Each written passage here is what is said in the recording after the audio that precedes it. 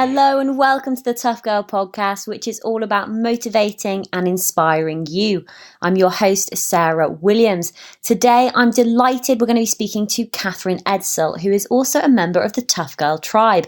Catherine has been working in expeditions for the past 20 years. During this podcast, we're going to hear more about how she got into expeditions, the different countries she's visited, what she loves about her work, and how her life changed after she had children, and how she also hasn't let that stop her from going on incredible adventures.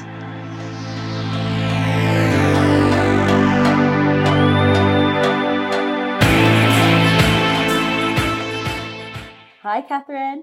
Hi, Sarah. How are you doing today? I'm really well, thank you. Very well. So, where are you based at the moment? I'm in Kingston upon Thames, so just south of London. A very beautiful part of the world, because I remember coming to meet you to go on a fabulous 15-mile walk or 10-mile walk I think we ended up doing, which was super fun. Catherine, introduce yourself and tell everybody a little bit more about you. So I'm an expedition leader. I've been an expedition leader for on and off for 20 years now, so quite a long time. In the middle of all that, I met my husband and had children, so things were varied at times, but it's something which is really important to me to be out in the wild, to be out, with amazing creatures and amazing scientists, and working as far away from Kingston upon Thames as possible. So that's me. Oh my God, 20 years working as an expedition leader sounds incredible. How did that all start for you? Were you quite adventurous growing up? Were you outdoorsy? Did you love being out in the wild? Well, not really. I mean, I was born and bred in London, so I was a very London city girl. I have 4 younger brothers, so home life was pretty hectic. As you can imagine, there was lots of shouting and boys, and the house was always full with people. So I did tend to like to go out and, be on my own, climb a tree, that kind of thing. But we didn't have a very adventurous lifestyle.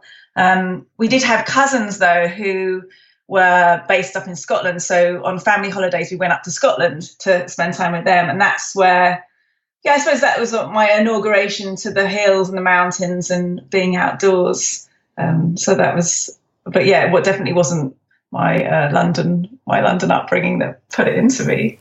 Did you have like a typical upbringing? So as in, did you go to school, go on to university, or did you sort of decide at 16 or 18, actually expeditions was the way that you wanted to, or expeditions was the direction you wanted to take your life in?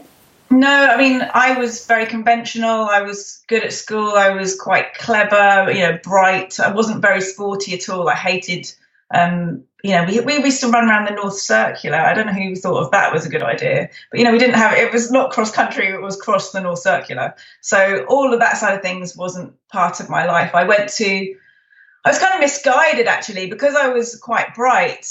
People were like, oh, you should be a lawyer, or, you should, do all this, careers advice at school wasn't great. And so I actually went to university doing humanities, which was quite mediocre, quite boring. And it was very soon after I went to university that I thought, oh God, there's other people doing much more interesting things than me. And I actually, because I was so bored, I auditioned for the university musical. And when I was part of the musical, I met all these amazing people who were doing creative arts and theatre. And I'd always done that as a hobby. So actually theatre was my hobby, not outdoors. So I ended up doing a creative arts degree. I switched and I loved it. I was really passionate about it, about art and dance and music. And it was only later. So I'd done university, I'd had a theatre company, and then that sort of world became a little bit uncomfortable because funding is quite hard in the arts, and we were competing with all our friends. And so my boyfriend and I at the time thought, well, let's just go away. Let's just, go away for a year and see what happens. So we sold all our belongings and bought a one-way ticket to Costa Rica. And that's where it all started. Oh my goodness. I mean, I think I remember for me, it was, taking a gap year when I was 18 and getting to travel over in Southeast Asia and Australia and New Zealand and visit all these places was life changing. Tell me more about Costa Rica. That sounds awesome. Yeah, so that was one of those amazing things where, you know, we'd been in the library because we didn't have internet or anything in those days. And if you wanted to do something, you went to the library, researched it, and we wrote off to, I think, 4 or 5 different sort of conservation type adventure options that we could volunteer doing. And volunteering back then also was very different. You didn't pay to be a volunteer. You actually just said, I'd like to volunteer my time, and they paid for sometimes your travel, sometimes your food, accommodation. So most things were covered. So we sent off lots of letters to various places, and then, you know, you have to wait, snail mail, you have to wait for a reply. And I think one January we got the reply, and it was they wanted us to be part of a turtle project in Costa Rica, because we'd actually done turtle work in Greece a previous summer. So I'd always done conservation and volunteering, but never thought of it as a career. So then we went off to Costa Rica, and that was life-changing, really, because it was the first time I was really away from everything, you know, and I always love the heat. I hate the cold, and I know you don't like the cold much either, but I love being, you know, hot and sweaty. It's just, I'm in my element. And sort of going into these really remote places where you suddenly realize that you can't run away from yourself because you're still there. And that was a real groundbreaking time where I just realized, okay, this is my baggage, so I have to sort this out. I can't just run away from it. So through work in Costa Rica, and we worked in the jungles, and we went to Panama, and this led on, you know, and then I worked in Panama, and I sailed to the States. And so it was it wasn't just a year. My boyfriend and I split up at that point, and, you know, I think it was about 3 years of just traveling and working and really learning about myself. And then coming back home after a particularly bad incident in Ladakh, where I got caught in a landslide, and then suddenly realized that I didn't have the skills. I didn't have the mountaineering skills to be able to cope with, serious adventures like this. So I came back to the UK to do some training, and then I got my sort of first expedition job, as it were, rather than just, working while I was on site. But, it was all part of the experience, all part of the journey. How old were you when you headed off to Costa Rica? I was 26. Oh. So some would consider that quite late. There's people like, got to do it all before you're 20. But actually, for me, that was a really pivotal time, because I'd already had a whole life as a dancer and as a theatre, as a choreographer. So it was really, I had a lot of life skills, I think, already. And I'd had quite a lot of experiences already. So it made it all the richer. And what was it like going over there and, doing the turtle project, working in the jungle? Well, I just love it. I mean, that was where the taste of it came from. I was just like, I'm so in my element here. I mean, I don't know if you've spent a lot of time in the jungle, but just being in the jungle, being surrounded by trees, huge, enormous, massive, ancient trees, it just gives you so much energy. You just feel as though, you've kind of, you're recharged, definitely. And that allows you to be the best version of yourself. It's like you can actually really tap into that energy. Oh, absolutely. No, it was interesting what you said about being in that landslide and realizing, hold on, actually, I don't have the skills at the moment to deal with those situations. Was that a bit of a shock? What did you sort of almost learn from that experience? Yeah, I think, being young and gung-ho, you take a lot of risks, and I think that's great. I think it's great to take risks. And in that particular incident, we'd been tracking in the Zanskar Valley, and I'd met these two guys. We'd had already a horrendous bus journey to try and get there. People had died on the pass. It was quite an intense experience. We were very, very remote, and we weren't properly prepared. We didn't have. I think I had a stove, but that broke. We didn't have enough food. My sleeping bag was too thin. I didn't even have a roll mat. I had one of those like car windscreen covers, the shiny ones you put on to stop it icing up. I'd used that as my roll mat. So we were, we had a bash. We didn't have a tent. So we were very, very unprepared. But that was okay until this point where we decided it was the end of a long day's walk, and we had to go up over the top of a mountain. And we thought, oh God, can we really bother to do this? Can't we just skirt around the side? Go. So it was we took the river rather than the ridge, which is always a mistake, which I learned. So we were following what actually was probably just a goat path, and it got smaller and smaller and smaller. And then there'd been a landslide, and I was at the front, and there was this guy behind me, and I could see that I could almost make this leap across where the landslide had been to the other side, but not quite. And I said, can you just give me a push, which was a completely stupid thing to do. And so he gave me this push. And of course, the weight of me and my backpack, I land and the whole mountain just slips away. So we're all slipping down this hill. And one of the guys, poor thing, he completely scraped the tops of all of his fingers because he'd fallen down a mountain. And we all stopped. We didn't go right into the Zanskar, unfortunately. So we sort of slowed down and stopped. So I was probably swearing a lot, and we were all shouting and screaming, and then we stopped. So then we had to work out how to get back. So there was one of the guys had a stick, and we managed to help each other back. And then we were still in this position where we were in the middle of nowhere. It was getting late, and we had to clean up this guy's hands because they were all messy. So we had to go back down, then down to the river, had to go over the mountain still, clean everybody up. And then we looked across, and the village was across the river. And I don't know if you have ever been in India and Nepal. They have these, they're more like conveyor belt trolleys. They're sort of like a metal cable which have a wooden box on it, and you kind of pull yourself across with ropes and across a raging river. But the box was on the other side. And I was like, okay, let's just stay here. Let's just sleep on the side of the river. We can go across in the morning. And then one of the guys said, well, no, I want to go and get that box and we can go to the village. And I was like, really? Well, after all this, you still want to go across? So we kind of rigged up his sort of harness using his rucksack, and he hauled himself across the river, which is really hard because, it's a metal cable and it bows. When you get in the middle, it actually really sags. So then he has to get the box. He pulls himself back. We all get in the box and eventually make it to the village, and we turn up.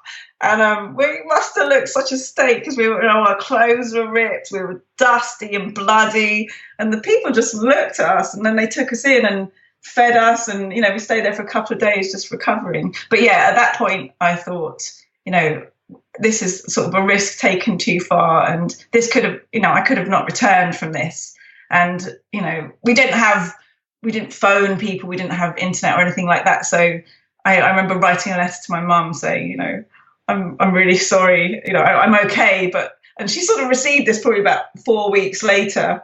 And, I think her heart was in her mouth when she read what actually happened. And so that's when I decided to come back and get some skills on my belt. What was it like coming home after that experience?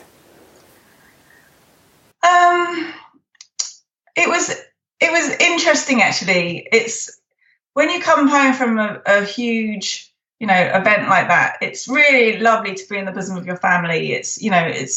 But people don't really understand you. I think you feel there's this gap. Of course, my mum and dad, they've always been there for me. They've always supported everything I've wanted to do, which is amazing. They would never, think badly of me at all, and very, very supportive. But yeah, so it was really lovely to be with them. But I found that with my wider circle of friends, it was more difficult because they didn't really understand what I'd been through. They didn't understand sort of how my mind had changed, over those few years. I felt like I was kind of a different person, And so then I actually went up to Scotland, and my uncle, who was a great inspiration to me, he'd gone to New Zealand for a few months with his partner and asked me if I wanted to house it. So that was perfect. So I had another few months just sort of in isolation, actually, in the Highlands of Scotland, just to sort of process everything, to do some training, to just consolidate. And that's when I started to apply for jobs overseas again, but sort of with that newfound sense of skill and achievement and, understanding of what I really wanted to do. Yeah. I think what's interesting is I think going through an experience like that, it could have really knocked your confidence and almost like knocked your belief in thinking, is this what I want to do? But I'm really pleased that you decided, actually, this is a wake-up call and I need to get more skills and to continue down this, the expedition route. What was the first expedition that you headed out on? So then I went to Indonesia. and I was employed to be a jungle trainer, which was quite interesting. So it was one of these things where someone said, we really need a jungle trainer. Can you do this? And part of me was like, well, probably yes. I have a lot of experience. I now have a lot of skills. I didn't feel completely competent, but I said yes, I could do it. And what was great was that when I got out there, I was working with local Indonesian people who had, a phenomenal amount of skills. So very quickly in that sort of training process, I could learn everything that I needed to then impart to the people who are coming through. And it was part of a biodiversity program. So they were students who were coming through to work with scientists who were doing their PhDs and really remote areas of Indonesia. So I was leading a jungle training course for 1 week, and then the second week I'd be going off and organising remote logistics. So if bird ornithologists wanted to study a particular bird that lived in a particular part of the island, I'd work out how to get everybody there and make a camp and get the food and the vehicles and the guides and make sure that it all worked. And then I'd come back and do a jungle training course, and then we'd go off and explore another part of the island. So it was very, very exciting.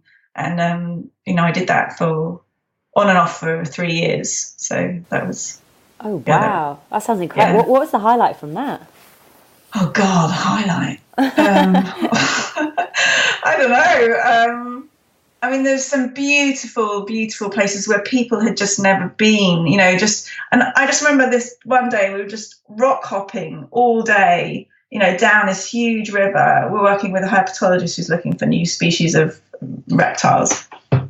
Just, all day, just walking down the river. You don't see a single person. And you're getting fitter, and your skills, you're sort of judging this sort of whole jumping from rock to rock. You're surrounded by beautiful waterfalls. You're having to navigate, up the stream and where to camp. Like that to me, that sort of all those kind of really remote experiences for me were the highlight. When there's just nobody around, it's just you and a little camp, and the scientists you're working with. That to me, there's lots of them, but just washing in the streams, building your own showers, out of coconuts, and just being in completely remote, extreme environments. I just love it. Why did you decide to sort of end the jungle experience in Indonesia, or what happened for you to move on to the next adventure, the next challenge? Well, I kind of worked in between. So there was, with expeditions, there's sort of seasons. So I was in Indonesia in the summer, and then in the winter I'd go and work in other places. So I worked in Belize and out in Namibia with different organisations, doing similar things, but just in different environments. I actually met my husband when I was in Indonesia. So he was there as the medic, because we were very remote, so we needed doctors and nurses to come out and act as expedition medics. And my husband, he is my husband now, he was one of the medics that came out. So we met there, and actually we didn't get together straight away, but the following year I was setting up a project in Honduras, and I needed a medic to come out with me there. And I thought of him, and that was that really. So yes, and then very soon after Honduras, I got pregnant and had my first daughter.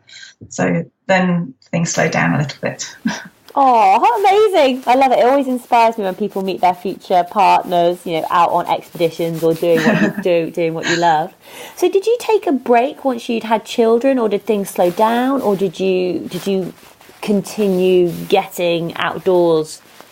Well, we always went outdoors. I think when Olivia was very small, we went off to the Dolomites trekking. She was in a backpack and doing things, but I wasn't working anymore. So and that was quite interesting, because I couldn't, a lot of my friends who are mums, they had jobs in the city, and, very soon after they'd had their children, they'd go back to work, and I couldn't really go back to work. And because I didn't have a sort of plan B at that point of what else could I do, and also the demands of having two small children, well, actually, because the other one came along a couple of years later, I really didn't know how to balance that. Actually, it was quite a tricky time for me emotionally. We did actually go off before Hannah was born, because I had Hannah in Australia. We'd already planned to go to Australia for a year, because my husband was working in the hyperbaric unit, which is diving medicine out in Australia and in Melbourne.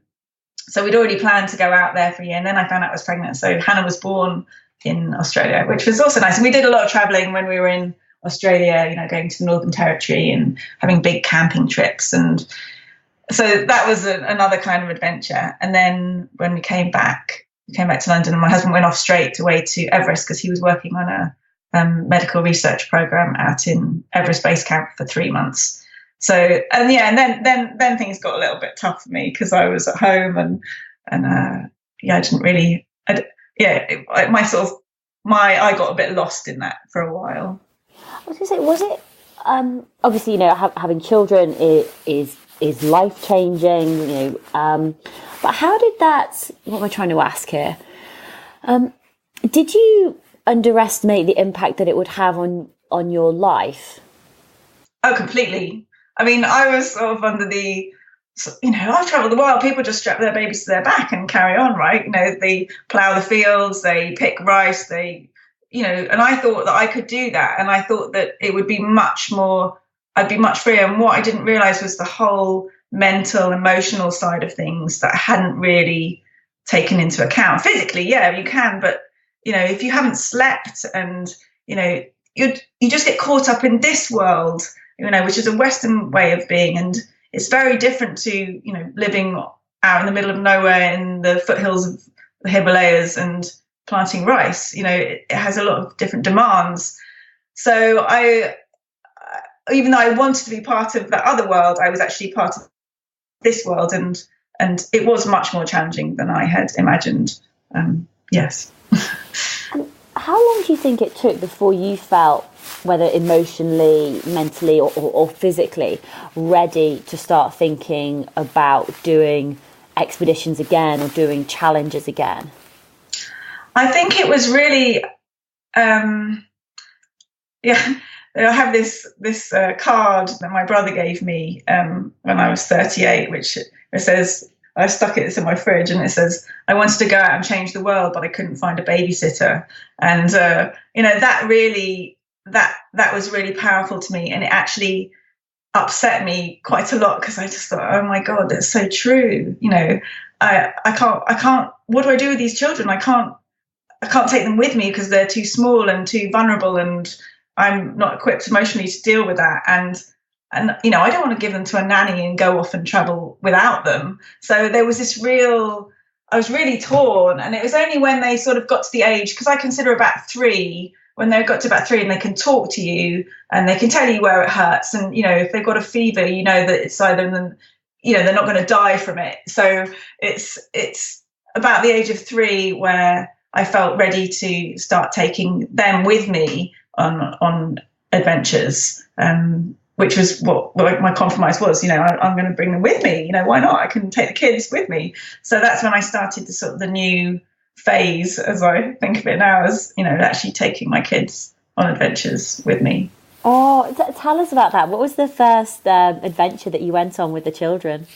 Well, the first one was to Thailand, and it was the year when Prince William was getting married to Kate, and we had this enormous Easter holiday, and I think a lot of schools went back for a few days, and then there was a bank holiday, and there was another public holiday, and this holiday was just stretching on and on. I was thinking, oh God, I can't stick around here, I've got to go and do something. So I initially I thought about going on safari, and then realized that actually the kids were probably too small because I wanted them to have contact with animals. So then I decided on an elephant sanctuary, and there was an amazing elephant sanctuary just north of Chiang Mai called the Elephant Nature Park, and at that time they don't actually accommodate young children now, perhaps because of us, but anyway, but they did at that point take anybody. And so I went with them, and we volunteered for 2 weeks in the sanctuary, sort of preparing the elephants' food, helping clean out their stables, and just help, planting. There's this sort of tree nursery where they were sort of introducing species so they could release the elephants out into the wild after they've been rehabilitated. And it was an amazing program run by an amazing woman called Lek Chaliat, and she does amazing things out there still. But anyway, so the children came with me there, and it was hard work. They got ill. We had to go to hospital. There's lots of dramas, but it was great for all of us. I mean, they got to really experience the elephants, really close up, and I got to be out doing something adventurous again, which was fantastic for me. How old was Hannah and Olivia at this point? Hannah was just 4, and Libby was 6. Oh God, amazing! That sounds absolutely incredible. Yeah. So I mean, it sounds like it was a really, really positive experience, even though the children got sick. But how did, I suppose what I'm almost trying to ask is, like, after that experience, did it change your perception of what you could and couldn't do in terms of adventure and having children? Yeah, I mean, I was still wanting to forage for myself, but it was more that, the children actually could come with me. And as long as I could find a company that would allow me to bring my children with me, then I felt that I was, they weren't so demand, they weren't breastfeeding anymore. They weren't on my body physically. So I could actually leave them for periods of time and work, and, and then they could be there. So after that, we went to Indonesia. I trained as a dive master because I sort of thought, well, taking kids into the jungle it's good, but it is harder for them, and they're going to hurt themselves. They're going to get bitten by everything, and it's a very damp environment. Things don't dry. You spend your time wet and muddy a lot of the time. So I thought, well, what's clean? Well, beaches are cleaner. So if I train to be a dive master, then the kids can be on the beach, and I can dive, and I can work in that environment, which I'd always been interested. I'd always dived, but I'd never taken it to the sort of dive master level, or where I could lead coral reef ecology, for example, and actually use it as a sort of as an education. As an expedition. So that was my next move, to train as a dive master, and then go off to Indonesia and take the kids with me there. And we did that for 3 consecutive summers, working out in Indonesia. And so the whole summer holiday, they'd be out sort of just playing with the kids out there, and I'd be working. So that worked really well. Oh, do you know what I'd be fascinated with is you've worked, you're a woman, you're a mother, you've been working in the expedition industry now for over 20 years, a whole variety of different experiences, from the jungle to the oceans. Have you noticed many changes? Was it very male dominated when you first started? Is it still now, or is it different now? It was then initially. I mean, I was sort of the odd one out, and there was a lot of time I felt that people couldn't really understand why I was there. What's she doing there? She's a girl. She's sort of strong enough, fit enough. Is that the kind of thing? And also that my decisions were often second guessed, that I'd say, okay, well, I think we need to do this from a safety point of view or whatever. And people were like, oh, really? So it was, I did have to fight to get myself accepted. Now I think it's very different. I think the adventure world has completely opened up. And I think, women aren't restricted as much. Not that they were restricted before, but I just don't think they were channeled in that way. I mean, it was always a very army background, so if you went into expeditions, you'd probably been in the army, or you'd had that sort of training. So to come from, I was a choreographer, I'd come from a completely different background, but it was definitely a particular avenue, and that's gone. I think now, with a lot more outdoor pursuits, outward bound, Duke of Edinburgh, it's much more promoted to be equal between girls and boys, and I don't think it's so much of a problem anymore. I mean, one thing I'd be interested in is sometimes it's we women, I think, especially if we're not comparing ourselves to one another, we're either making judgments. Did you feel as though, now that you were a mother and you had children, that other mothers or other women were actually judging you for your decisions? And if so, how did you handle those judgments? I don't think they were judging me. I think they just thought I was a little bit bonkers at times, and I think some of them were quite envious. That actually was. I was, doing all these things with my kids in tow, and they didn't really have the pathway to do that. I think because I had that pathway, because I had experience before I had children, and that understanding and that knowledge and trust in myself that I could do these things. And, like I said, when the children reached a certain age and I thought, okay, well, they're not going to die, so it's going to be okay. I feel comfortable in taking them to these environments. Yeah, I think it was more that they just didn't know they wouldn't know how to do it for themselves. That was what I got from it. And I suppose that's what sort of helped me move into what I'm doing now, which is, leading expeditions for women for that very reason. It's to sort of just to open up that world to people who just don't do it. I was going to come on to that. I mean, your 2017 has been absolutely incredible for the places that you've been, whether it's been Nepal or heading out to the Namibian wilderness. But tell us more about that. What have you started up, and why have you started it up? So yeah, it's the Matriarch adventure, and this came it was at the end of last year. I've been thinking more and more about how I wanted to open up my world of adventure to other women, and I didn't really know how. I was thinking, because it was really based around the sort of, mums at school and just sort of their interest in what I was doing, and you sort of think, oh, I'd really like to do that, but I don't know how, or it sounds amazing, but I wish I could do something like that. It was very much those sort of comments.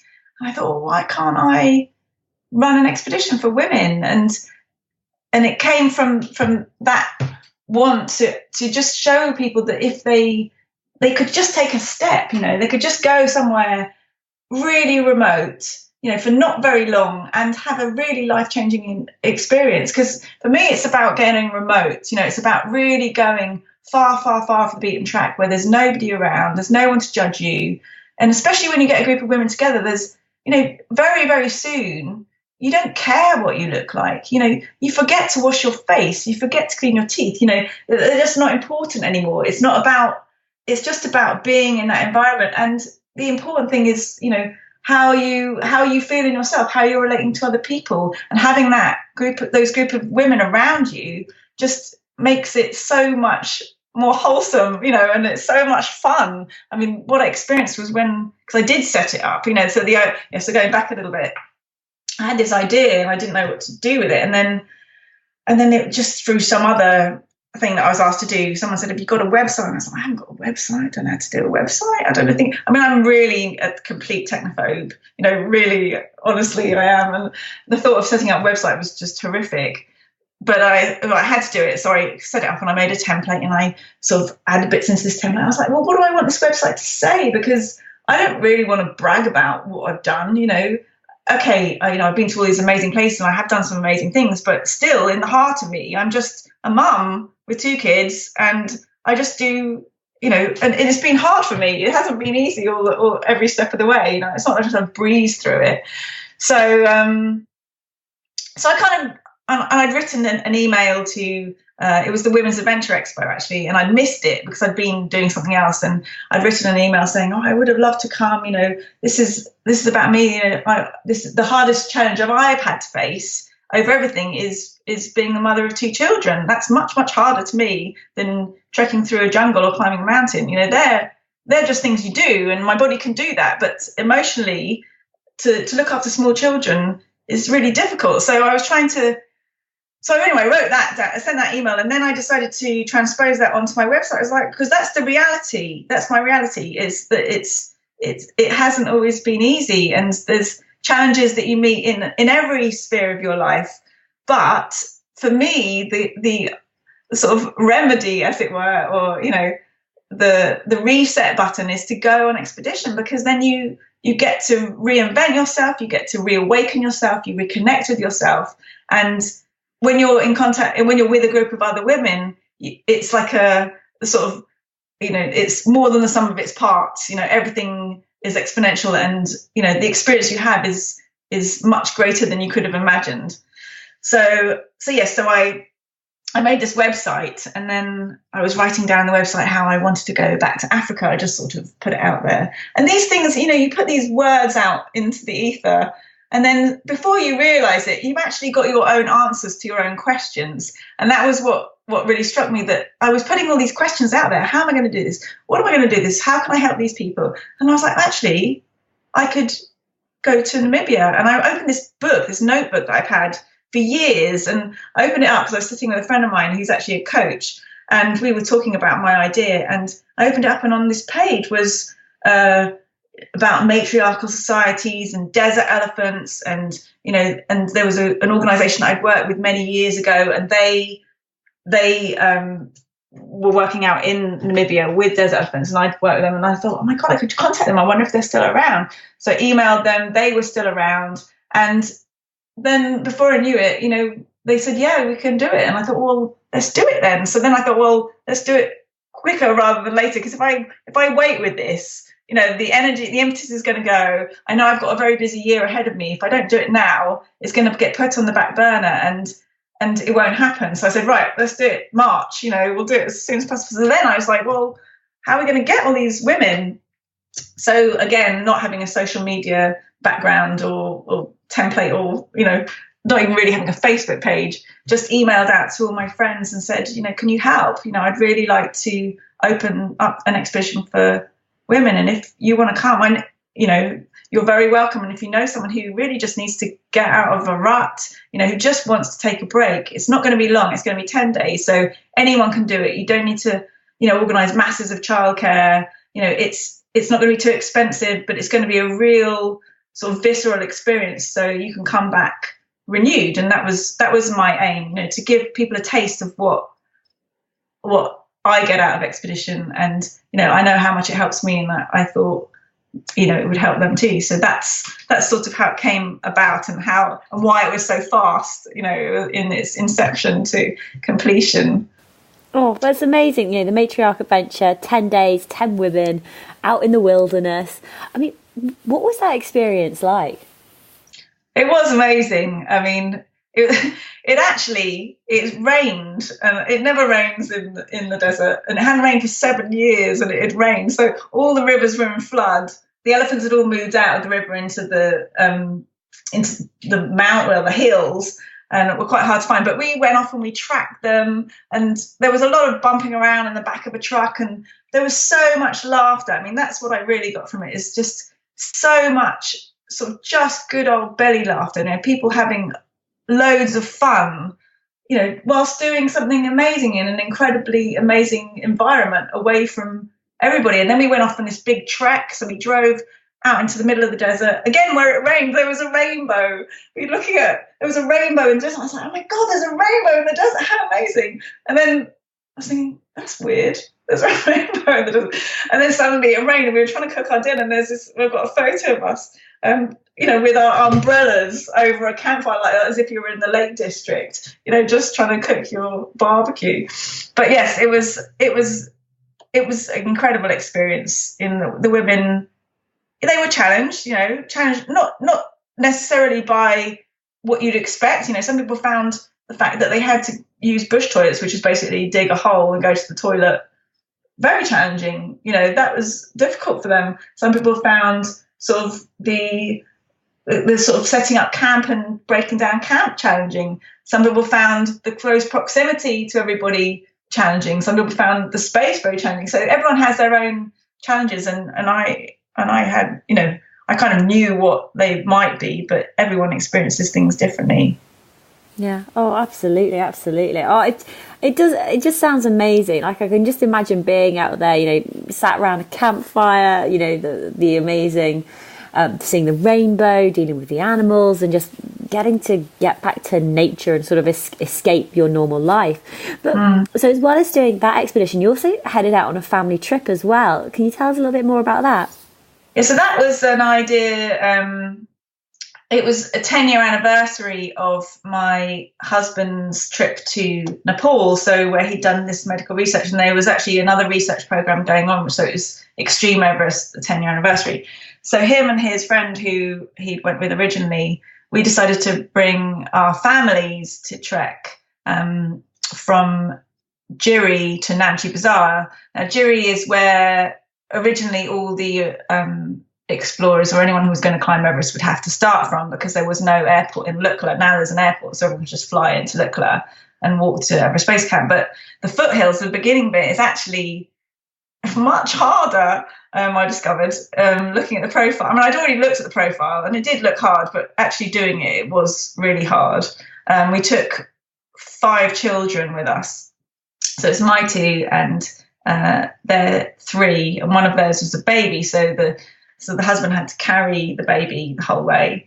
But the kids were incredible. I mean, they were really, impressive. They walked up an ascent of over 8,000 meters. So they actually walked the height of Everest in this trek and down again. And they covered 115 kilometers. I mean, there was no flat. It was either straight up or straight down. And they went over 3 passes, and they did it in 10 days. And so they were exceptional. And it just shows you how resilient and impressive children can be, actually. So how old are the children now? Libya's 12 and Hannah's 10.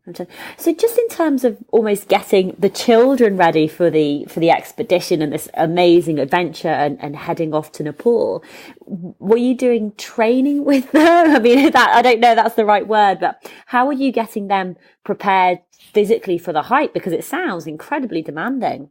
Yeah, it was. I mean, over the past couple of years, we've actually walked the Camino de Santiago in northern Spain. So the kids know about walking, but that's pretty flat. But it was more about endurance and the fact that they know physically that they can walk all day, and it's not going to kill them, and they actually really enjoy it. Because what kids do is they get somewhere, they immediately start climbing a tree, playing football, making a den in the hostel you're staying in or the tea house or whatever. So they don't have that same thing of putting their bags down and thinking, oh, I need a cup of tea. They're just like, oh, let's go and play, or with that puppy or that little goat or whatever it is. So we didn't do any training as such, but having done the 2 years prior with the Camino, I think set them up. They knew they were going to have a hard walk. I don't think they knew how hard it was going to be. And there were days where one of my daughters was just standing at the bottom, sort of mooing, going, oh, I can't go off. And you're like, yes, you can. But as soon as they get involved in a game, they made a play, they made up songs. At one point, they were a pack of wolves running around. They named every single insect. They had like a family tree of insects. So the kids themselves, they create their own distractions. And if things get really bad, then you start doing times tables, and then I think one of my daughters loves Harry Potter, so you can give a quiz about Harry Potter and she won't think about what she's doing at all. She'll just be thinking about Harry Potter. So there's lots of little tactics you use for kids, because they're so immediate. They don't internalize anything. We're sort of walking up a steep mountain going, oh my God, this really hurts. My back's killing me. They're just going, oh, this really hurts. My back's killing me. They don't just keep it in. They let you know exactly what's going on. So it actually exacerbates your own pain, because you're just going to go, shush, we can do it. So, but they were fantastic. What did you find most challenging about that adventure? What, in Nepal? Yeah. I think it was that. It's about you. I think, when you're leading an expedition with other people, even in Namibia, with these women who were going through a lot, it's the fact that with children, their emotions are right on you, and especially if they're your own children, there's no separation. And so, if they're feeling something, you're feeling something. And so that's always harder to manage than something which you can separate yourself from. So that's the biggest challenge for me. So when you look back over the past sort of 20 years, over all your different adventures and expeditions, where you've done them with a boyfriend, with single, with your husband, with family, with women, with scientists, you've got this whole array of experiences. What do you think you've learned most from these experiences? That's a hard one. Learned most. I think you can always, there's always something to learn, there's always something to learn. And they can always be different, whether you're, if you're working with a scientist, that to me is always incredible, because they have this exquisite knowledge about something that they've been studying for their whole life. And, you just walk into that and you can glean so much from that person and their research, and, come away just feeling like you've really learned something important about whether it's a macaw or a humpback whale or a species of frog. You really feel like, so in a sort of cerebral way, I love that part of it. I think on a personal level, I love being on my own. I do love just being on my own in nature, far away from anybody. I think for me that's my sort of my happy place. That's where I feel the best. And also to use that, so when you come back home and you're not in the middle of the Amazon rainforest or you're not in the middle of the desert, is to retain that sort of sense and that peace that you can sort of call on, because you've been there, you've done it, you've experienced it, so it's in you and you can call on that. So that's, I don't know if that answers the question, because that's not really what I've learned, but it's more about experience, actually. It's for me, life is to be experienced, and it is a very visceral thing for me. So what's next? What have you got planned for the future? So on expedition wise, I'm off to the Maldives to work on a coral reef monitoring program. It's with Reef Check. And I've done this for a few years now. So we're looking at the bleaching issue. There was a massive bleaching event last year. And so it's to go back and see which reefs have recovered and which reefs haven't. And, there's a few theories going around about, what will survive, what won't. And we're just going to physically check that out and see what's happening there. We're going to lead another matriarch adventure in November, which is really exciting because, this was a pilot. And like I said, we did it very quickly, and there was elements that worked amazingly. And there was elements that, I thought, this time I can improve on that. And it'll be a different season. So, and it shouldn't have rained. So the elephants will be in a different location. They'll probably be in the river valley and the ephemeral river valleys, which is where we expected them to be this time. So we'll have a slightly different program. But again, just taking another group of women, out of their comfort zone and out of their environment, and just, again, to give that experience of 10 days in the wilderness with these amazing creatures and with each other. So that's November. I've got a TED talk coming up in London. It's TEDx London, and the theme is confidence. So I'm going to be talking about the matriarch adventure and how, an expedition to the wilds can give you the confidence to then bring back into your daily lives. That's that. And there's also a television documentary production team who have contacted me, and they're interested in working with me on a new documentary. So that's quite exciting. Ooh, can you tell us more about that, or is that embargo? No, it's really, really early stages. So no, I can't. But I will let you know when I know more. So but that's really exciting. And I'm also working in the autumn with Beck's band from Love Her Wild. We're collaborating on a sort of weekend retreat project. That's. Oh, and in the summer, yes, I'm going out after the Maldives, I'm going to the States. We're having a big family reunion. So we do this every 5 or so years, and there's 70 of us, and we get together and we meet in an outdoor pursuit centre somewhere. And this time it's in the States, actually on the Appalachian Trail. So but I don't think we'll be there at the same time as you. So, but we'll be there for a week, sort of kayaking and climbing and walking and just generally hanging out with our family, which will be fantastic. Oh, you've got so much fun stuff planned, from the TED Talk to the television documentary to the Maldives. I just wanted to quickly ask you, you said in the Maldives, did you say a bleaching event? Yes, coral bleaching. What is that? That's these happen naturally with every now and then. It's when the water, with El Nino, when the water temperature rises, when the sea temperature rises, corals bleach, which means that they expel their zooxanthellae, which is it gets a bit technical, but it's the symbiotic algae that live in the corals, which help them feed. So they photosynthesize for them. So what happens if the water temperature gets too high? The corals expel these and then they die because they can't feed. Some of them feed in other ways, but a lot of them need to regain zooxanthellae to feed. And if the water temperature doesn't go down quick enough, then they can't recover. So there was a massive bleaching event last year where the water temperatures got, because of El Nino and because of global warming. There's lots of effects which impact on sea temperature. But yeah, there was a massive one last year, and lots of the barrier reef were affected, and lots of reefs all around the world, all around the equator, were affected. So we're just going back to look at that. What's on your bucket list? What would you like to go and do, whether that's an adventure or an expedition? What haven't you done that you'd like to? I'd like to go to the Okavango Delta, actually.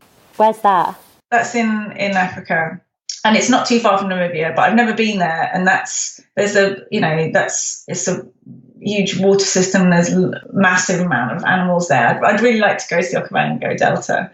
I'll have to look into how to make that happen. Apart from that, I'd love to go to New Zealand, and there's some great walking, hiking trails there. That always looks amazing. I don't know. There's nothing really burning that I must do. I think it's really just keeping out there and doing as much as I can. And I think, what's really important for me, it is important to take the children. It's important to work with women and looking at developing that aspect of my expeditions and, taking that further and maybe going to other countries. I'd like to go and do one in Costa Rica, I think, because I have a great love of Costa Rica and it's an incredible country. I've been there quite a few times now, but it never fails to inspire. Now, you mentioned that you did create your own website. Where is your website and where's the best place for people to contact you? Okay, so it's www.cathadventure.com, and there's a portal there you can contact me through, and I'll always get back to you from there. There's Facebook, so there's the Facebook page of the Matriarch Adventure, which I look at. There's also Twitter. I'm not great at Twitter, actually, to be fair, but it's always quite fun. So that's at Cath Adventure as well. And if people want to email me directly, I'm simply Catherine@yahoo.com, and that's or phone calls. I quite like phone calls. So, I'm quite old school. Letters, anything like that. And just with the Matriarch Adventure, which is going to be happening in November, is there an age range, or is there anything? Is there any criteria to going on it apart from being a woman? No, there's no criteria. The only thing that might stop you is any sort of medical issue that you may have, because we are going very remote, so we have to do a medical screening just to check that everyone's fit and healthy. Because you have to be able to walk, in heat for, I think it's about 15 kilometers. There's not much gradient, a little bit, but not much. So it's more about, if there's a pre-existing medical issue that would need to be considered. But apart from that, no, anyone. And we had a range from, I think it's 35 to 61 last time. I think my mum really wants to come on the next one. So she's going to be 70. Yeah. But also it can be for younger people as well. So the adventure will work around who comes on it. And there's always if somebody can't do something or doesn't want to do something, then they can always step out and take a break. So it's completely up to who's there at the time. Oh, fantastic. Catherine, thank you so much for coming on Tough Girl Podcast to share your story. I'll be making sure I put all of the links to the Matriarch Adventure, to cathadventure.com, on Tough Girl Challenges as part of the show notes. But before we go, is there any final words of advice that you want to share from what you've learned, or words of wisdom that you want to share with our listeners? I think just, if you've got an idea, then just run with it. If it doesn't have to be, if it's an adventure, yeah, great. I'd say always just do those things that you've always wanted to do, because one day, you won't be able to do them anymore. So it's really, now seize the day, because this is your life and you only get one shot. And so really, just if you've got something burning inside you, something that you think you should do or you want to do, then just do it, because you'll never regret it. You'll only regret what you don't do. Oh, absolutely. And I definitely echo everything you've said. Catherine, thank you so much for coming on the Tough Girl podcast to share your story. Oh, thank you.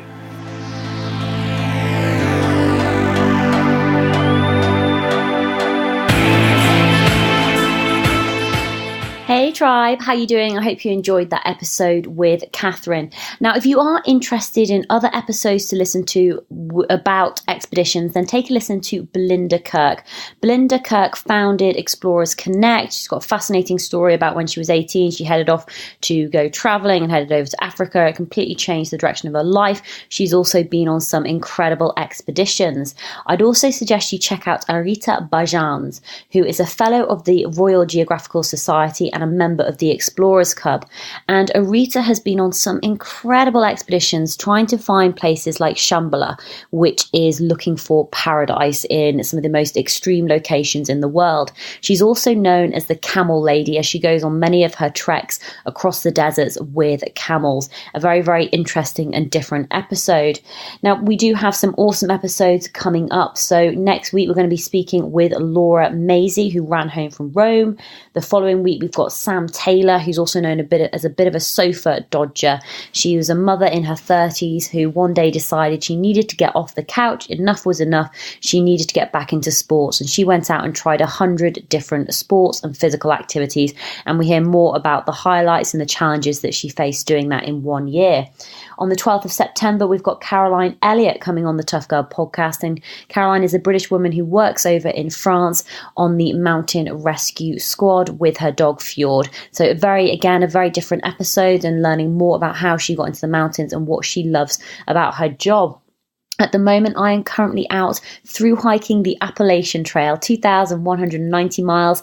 The plan is to do it in 100 days. I started on the 3rd of June in Springer Mountain in Georgia, and the plan is to finish on my birthday, the 10th of September, at Mount Katahdin. You can follow along my journey by visiting my YouTube channel, Tough Girl Challenges, where you'll be able to see vlogs of the whole of my journey. More information is also available at toughgirlchallenges.com, as well as all of the information on the show notes. So please do go and check that out. I could not do this podcast without the support of my patrons, and there are many of you, well over 100 now, and I appreciate it so much. Your contribution every single month makes such a massive difference, I can't tell you. But what I want to do is just highlight a few individuals who've been a patron with me now for quite a long time. So I just want to say a massive thank you to Dee Kuplinska, who's been a supporter now for the past few months. I really do appreciate it. Caroline Wellingham, my sister from Raise the Bar Life Coaching, Leah Atherton, Kimberly Stisson, Kirsty Boyd. You guys are absolutely fantastic, as well as Rochelle Olson. So a massive thank you. I could not do it without your support. Now, if you're thinking, how can I get involved? How can I support the Tough Girl podcast? It is so super easy and simple to do. If you go and visit Patreon, patreon.com/Tough Girl podcast, and you can sign up to become a patron. You can sign up from $2 a month, $5 a month, $10 a month, $20 a month, whatever it is that you can afford. And you can become a part of this mission. And you can know every time you listen to the Tough Girl podcast that you are making a difference. You are increasing the amount of female role models in the media. You are sharing these incredible stories. And what happens when these stories get shared is it causes a ripple effect, because women and men get to hear them and they start thinking, well, how can I apply these learnings to my own life? What can I do differently? And they start to take action. They get motivated, they take action, and things start to happen. Things start to change. And because of that, their friends and family will look around and say, oh, hold on, what's happening here? What are they doing? How are they doing it? And a ripple effect gets generated. And through that, we can increase the amount of female role models in the media. And female role models aren't just good for girls, they're also good for boys. We need to inspire our younger generations. We need to just encourage and motivate, and you can help with that. So please do consider becoming a patron through Patreon, patreon.com/Tough Girl Podcast. Thank you again for listening. Now, you may have heard me mention the Tough Girl Tribe. The Tough Girl Tribe is a closed Facebook group where you can come and connect with other women who are listeners of the Tough Girl podcast, and we have listeners from all over the world. It's an incredibly supportive place to be. It's all about encouragement, positivity, and helping women to achieve their goals and their dreams and what they want to achieve in life. New episodes come out every Tuesday at 7 a.m. UK time. Make sure you hit that subscribe button. If you haven't already, please do leave a 5-star review. It helps other people to find the podcast, and it encourages them to take a listen, and hopefully become a regular listener of the Tough Girl podcast.